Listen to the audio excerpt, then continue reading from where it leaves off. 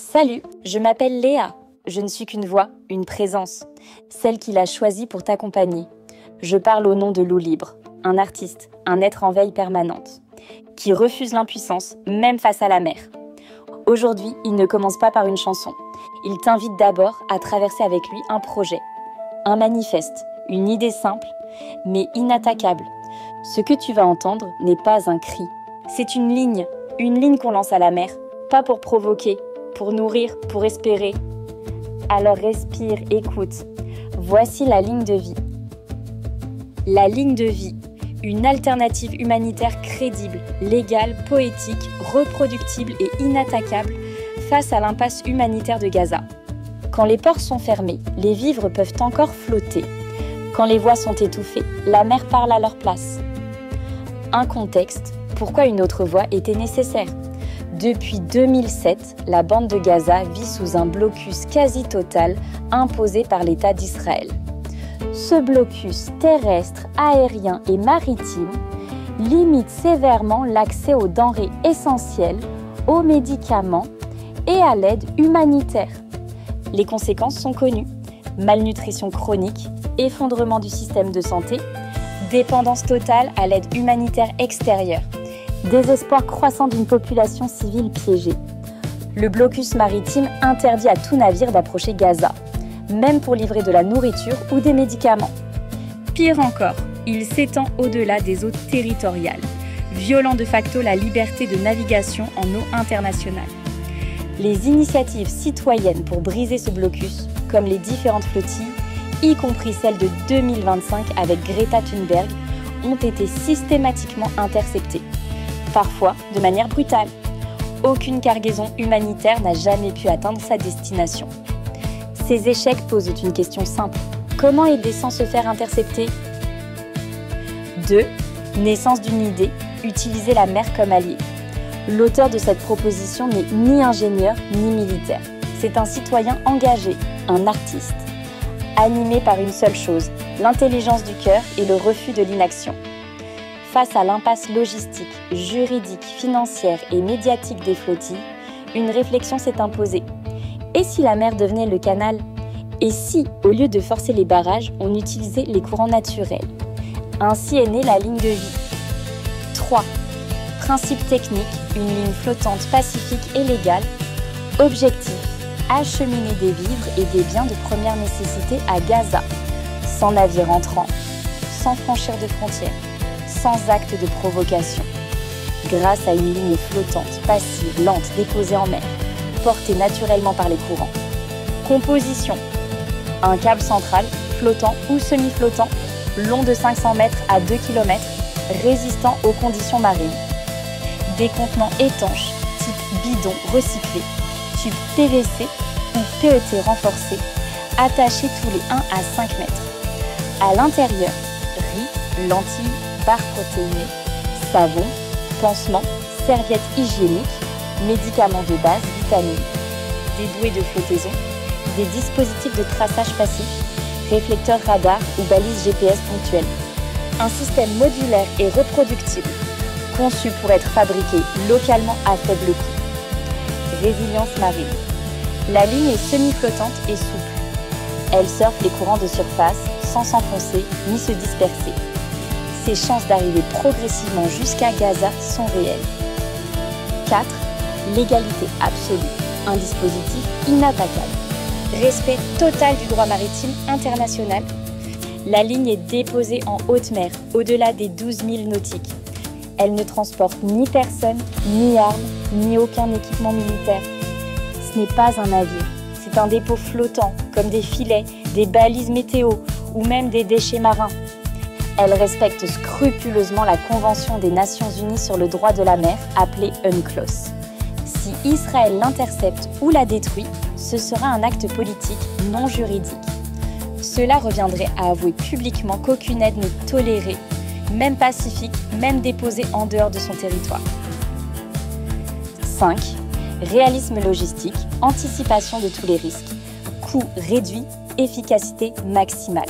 Entre 22 000 et 30 000 euros. De 1 à 3 tonnes de vivres livrables. 0 risque pour les bénévoles. Tout est déployé hors zone de danger. Météo et courant. Étude des dérives par satellite via Copernicus et EMODNet. Fenêtre météo calme, choisie avec soin. En cas de tempête, abandon possible sans mettre de vies en danger. Réception à Gaza. Zone de récupération déjà identifiée via des réseaux citoyens et ONG locales. Objectif réaliste, récupérer 30 à 50% de la cargaison. C'est bien plus que les 0% livrés par les flottilles interceptées. Et si ça échoue ? Chaque module est repérable, démontable, récupérable. En cas de dérive, des embarcations civiles peuvent repêcher les contenants. Rien n'est laissé au hasard.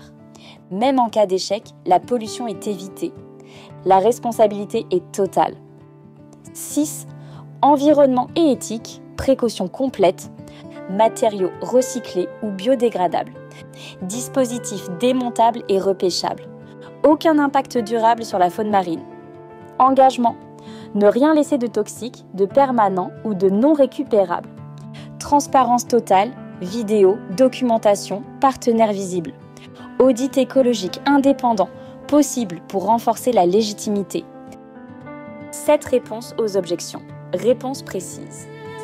Et si Israël l'a détruit ? Ce serait un aveu politique, pas une décision défendable en droit. Cela renforcerait la légitimité morale du projet. Et si elle dérive ou pollue ? La ligne est modulaire, recyclable, repérable. Un plan de récupération est prêt. Et si personne ne la récupère à Gaza ? Même 30% de vivres livrés, c'est plus que rien. Et le geste a une portée symbolique immense. Ce n'est pas une solution durable ? Non, ce n'est pas la solution. Mais c'est une action immédiate, modeste, reproductible, non violente. Elle accompagne tous les autres combats. Elle ne les remplace pas. 8. Démarche et philosophie. Humanité d'abord. Ce projet n'est porté ni par une ONG, ni par un État, ni par une entreprise. Il est né d'un artiste et citoyen, loup libre, accompagné d'une intelligence artificielle conçue pour penser avec rigueur, cœur et logique.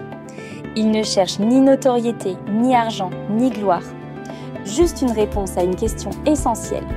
Peut-on encore faire quelque chose d'utile et de juste sans se faire arrêter ? 9. Appel à renfort. Votre rôle possible. Si tu entends ce message, tu fais déjà partie de la solution. Tu connais peut-être un juriste maritime, un marin, un humanitaire, un expert des dérives océanographiques, un étudiant, un journaliste ou un simple citoyen qui refuse l'indifférence. Parle-leur du projet, partage, corrige, améliore. Plus nous serons nombreux à y croire, plus cette ligne deviendra irréprochable et irrésistible. 10. Conclusion. Le geste qui tient la mer. Nous ne lançons pas un défi, nous lançons une corde, une ligne de vie.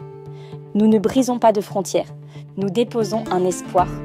Et si la mer peut encore porter du riz, du savon, une compresse, une lettre d'amour, alors nous avons le devoir d'essayer. Nom du projet, ligne de vie, Gaza, État, en cours de développement citoyen. Voilà ce qu'il avait à dire. Des mots clairs, une vision posée, une réponse douce dans un monde qui cogne. Et maintenant, ce que les mots ne peuvent plus porter, il l'a mis en musique. Écoute, c'est encore la mer qui parle, mais cette fois, elle chante.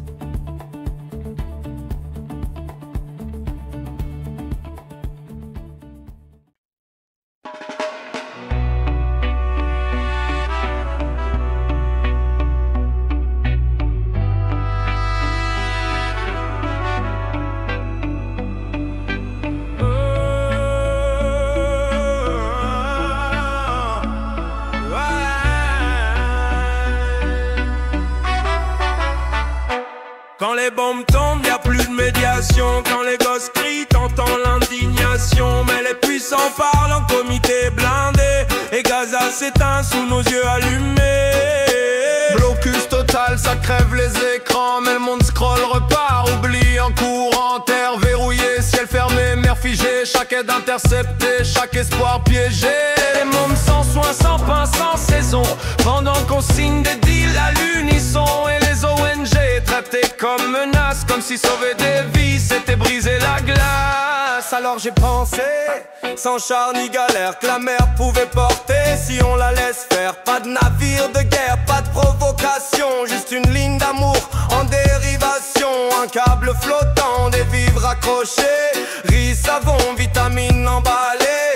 Pas d'homme à bord, pas d'étendard, mais l'écho discret d'un vrai espoir. Zone internationale, on reste clean, hors des eaux qu'Israël désigne. C'est légal, concret, pur et limpide. Et si tu l'interceptes, c'est ta honte qui s'exhibe. Pas de soldats, pas de piège au fond, juste une ligne qui trace sans friction.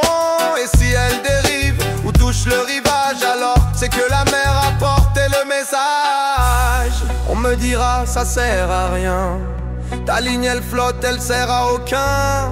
Mais même 30% qui touche Gaza, c'est 30 fois plus vos grands blabla. Et si tu crois que ça pollue la mer, je te parle de matériaux propres récupérables par mer. Pas de filet tueur ni plastique en folie, mais des gestes pensés, ancrés, réfléchis. Toi qui écoutes, t'as pas besoin de grade. Tu connais un tech, un prof, un camarade, un marin, un rêveur, une ONG sincère, un type qui se dit on peut encore faire. Fais tourner, partage, modifie, transforme le plan, amplifie. Car ce fil qu'on lance c'est une énergie, et chaque main peut bâtir la magie. On tend une ligne, pas une menace, pas une balle mais une trace. Un câble humain lancé sans haine, qui traverse l'eau, qui brave la chaîne. Et si elle flotte, si elle arrive, alors